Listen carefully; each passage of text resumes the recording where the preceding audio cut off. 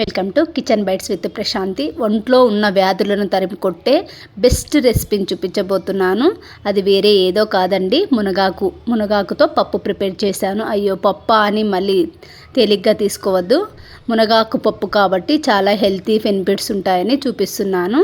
మునగాకు అనేది భూమి మీద దొరికే అత్యంత శక్తివంతమైన సూపర్ ఫుడ్స్లో ఒకటి. మన పెద్దలు తరతరాలుగా వంటల్లో దీన్ని వాడుతున్నారంటే ఆలోచించండి ఎంత ఉపయోగం ఉంటే ఈ మునగాకును వాడతారో. ముఖ్యంగా మునగాకుతో పప్పు, రసం, పొడి ఇలా ఎన్నో రకాలు చేసుకోవచ్చు. లడ్డు కూడా ప్రిపేర్ చేసుకోవచ్చు అండి, చాలా టేస్టీగా ఉంటుంది. ఆ రెసిపీని కూడా నేను పోస్ట్ చేస్తాను మళ్ళీ. దీనికోసం నేను ఫ్రెష్ మునగాకుని 1 కప్పు తీసుకున్న. దీనికి 1 కప్పు కందిపప్పు, 10 వెల్లుల్లి రెబ్బలు, చింతపండు, టమాటాలు, పచ్చిమిర్చి తీసుకున్నాను. తర్వాత స్టవ్ వెలిగించి స్టవ్ మీడియం ఫ్లేమ్లో పెట్టుకొని నేను ఇక్కడ నెయ్యి వేసుకుంటున్నానండి. మీరు నెయ్యి వద్దనుకుంటే ఆయిల్ వేసుకోండి, లేదు అనుకుంటే అన్నీ కడిగి పెట్టుకొని కూడా చేసుకోవచ్చు.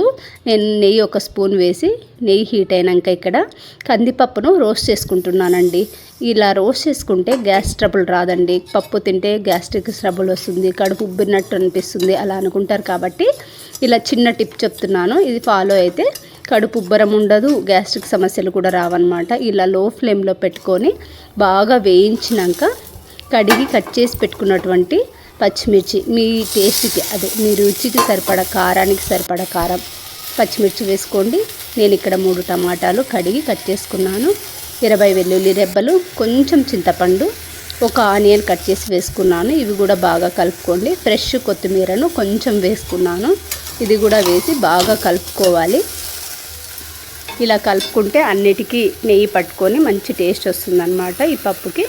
ఇక్కడ నేను 1 గ్లాస్ వాటర్ మాత్రమే వేస్తున్నానండి, ఎందుకంటే మళ్ళీ మునగాకు యాడ్ చేస్తాను కదా, ఆకులో ఉన్న వాటర్ కూడా ఉంటుంది కాబట్టి తక్కువ వాటర్ యాడ్ చేస్తున్నాను. తర్వాత కొంచెం పసుపు వేసుకోండి. మూత పెట్టేసి ఒక 5 నుంచి 6 విజిల్స్ మీడియం ఫ్లేమ్లో పెట్టుకొని ఉడికించుకోవాలి. ఈ లోపల నేను 1 కప్పు మునగాకు తీసుకున్నాను కదండి, దాన్ని బాగా శుభ్రంగా కడుక్కోవాలి చల్ల నీళ్ళలో. ఇప్పుడు పప్పు ఉడికేసి ఉంటుందండి. మూత తీసేసి ఒకసారి చెక్ చేసుకోండి ఉడికిందా లేదని. మ్యాక్సిమం ఉడికే ఉంటుంది, ఎందుకంటే 6 విజిల్స్ రానిచ్చాను కదండి మీడియం ఫ్లేమ్లో.